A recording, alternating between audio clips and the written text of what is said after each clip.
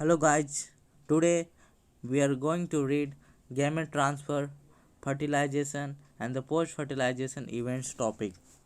Let's get started. Gamete transfer. After their formation, male and female gametes must be physically brought together to facilitate fusion fertilization. Have you ever wondered how the gametes meet? In a majority of organisms, male gamete is motile and the female gamete is stationary. Exceptions are a few fungi and algae in which both types of gametes are motile. There are there is a need for a medium through which the male gametes move. In several simple plants like algae, bryophytes, and pteridophytes, water is the medium through which this gamete transfer take place. A large number of the male gametes, however, fail to reach the female gametes. To complete To compensate this loss of male gametes during transport, the number of male gametes produced is several thousand times the number of female gametes produced. In in seed plants, pollen grains are the carriers of male gametes and ovules have the egg. Pollen grains produced in anthers therefore have to be transferred into the stigma before it can lead to fertilization. In bisexual self-fertilizing plants, example peach, transfer of pollen grains to the stigma is relatively easy as anthers and stigma are located close to each other. Pollen grains, soon after they are shed, come in contact with the stigma, but in cross-pollinating plants, including dioecious plants, a specialized event called pollination facilitates transfer of pollen grains to the stigma. Pollen grains germinate on the stigma and the pollen tubes carrying the male gamete reach the ovule and discharge male gametes near the eggs. In dioecious animals, since male and female gametes are formed in different individuals, the organism must evolve a special mechanism for gamete transfer. Successful transfer and coming together of gametes is essential for the most critical events in sexual reproduction, the fertilization. Fertilization. The most vital event of sexual reproduction is perhaps the fusion of gametes. This process called syngamy results in the formation of diploid zygote. The term fertilization is also often used for this process. The terms syngamy and fertilization are frequently used, though interchangeably. What would happen if syngamy does not occur? However, it has to be mentioned here that in some organisms like rotifers, honeybees, and even some lizards and worse turkey, the female gametes undergoes development to form new organisms without fertilization. This phenomena is called parthenogenesis. A. Homogenetic contact in alga. B. Germinating pollen grains on the stigma of flower. Where does syngamy occur? In most aquatic organisms such as majority of algae and fishes as well as amphibians. Syngamy, syngamy occurs in the external medium water, that is, outside the body of the organism. This type of gametic fusion is called external fertilization. Organisms exhibiting external fertilization show great synchrony between the sexes and release a large number of gametes into the surrounding medium, water, in order to enhance the chances of syngamy. This happens in the bony fishes and frogs where a large number of offspring offspring are produced. A major disadvantage is that the offspring are extremely vulnerable to predators, threatening their survival up to adulthood.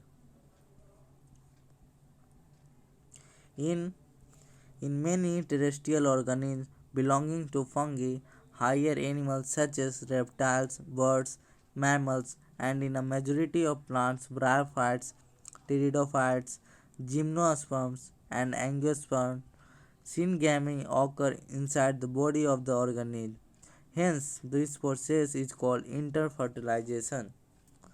In all these organisms, egg is formed inside the female body where they fuse with the male gametes. In organisms exhibiting internal fertilization, the male gamete is motile and has to reach the egg in order to fuse with it.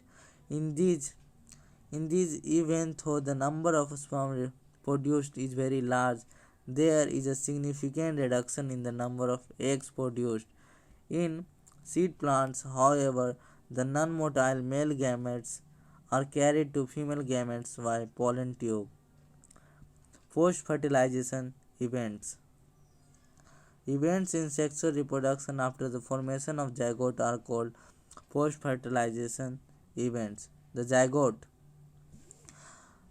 formation of formation of the diploid zygote is universal in all sexually reproducing organisms. In organisms with external fertilization, zygote is formed in the external medium, usually water, whereas in those exhibiting internal fertilization, zygote is formed inside the body of the organisms. Further development of the zygote depends on the type of life cycle the organism has and the environment it is exposed to. In organisms belonging to fungi and algae, zygote develops a thick wall that is resistant to desiccation and damage. It undergoes a period of rest before germination. In organisms with haplontic life cycle, as you have read in class 11th, zygote divides by meiosis to form haploid spores that grow into haploid individuals. Consider Consult your class 11th book and find out what kind of development take place in the zygote in organisms with diplomatic and haplodiplomatic life cycles. Zygote Zygote is the vital link that ensures continuity of a species between organisms of one generation and the next. Every sexually reproducing organism, including human beings, live as a single cell, the zygote. Embryogenesis. Embryogenesis refers to the process of development of embryo from the zygote. During embryogenesis, zygote undergoes cell division, mitosis, and cell differentiation. While cell division increases the number of cells in the developing embryo, cell differentiation helps group of cells to undergo certain modification to form a specialized tissue and organs to form an organism. You have studied about the process of cell division and differentiation in the previous classes.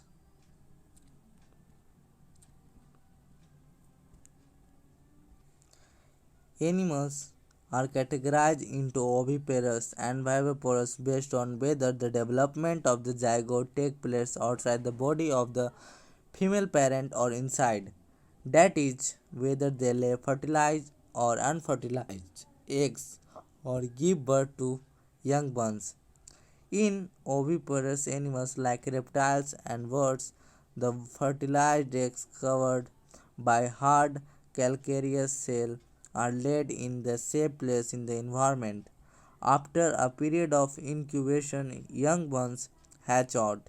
On the other hand, in viviparous animal, majority of animals, including human beings, the zygote develops into a young one inside the body of the female organisms. After attaining a certain stage of growth, the young ones are delivered out of the body of the female organism. Because of proper embryonic care and protection, the chances of survival of young ones is greater in viviparous organisms. In in flowering plants, the zygote is formed inside the ovule after fertilization.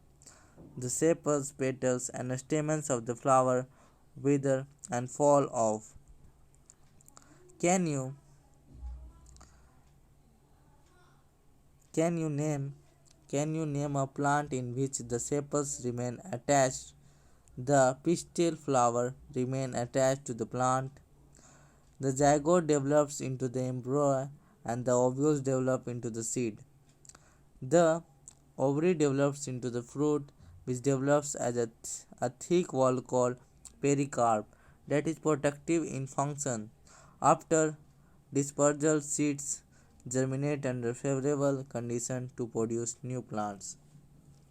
A few kinds of fruit showing seeds S and protective pericarp. Thanks for watching. We will see summary in the next upcoming video.